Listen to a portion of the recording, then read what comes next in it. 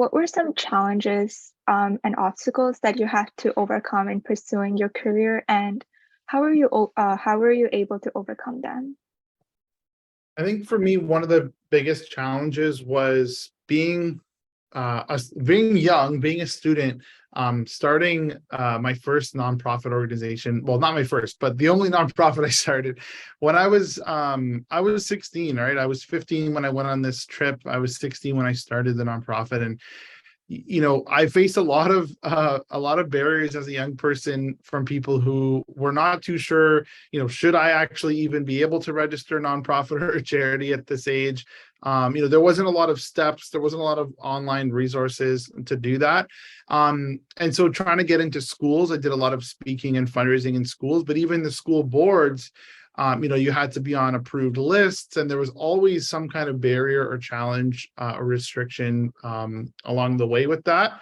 Some were, of course, very frustrating and disheartening, because you're like, hey, we're just trying to like help people here, right? We're just trying to do good.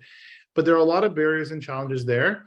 Another thing would be just in general, balancing and managing the clients, like the cash flow side, but also managing your team and your time all at the same time. When you're a single person at the head of a business, when you're starting on your own, you're all of a sudden the HR department, the sales department, the management team, the creative director, all at once, right? And it's very, very you don't realize that, of course, going in, because I at least didn't know all those roles that existed when I first started my business.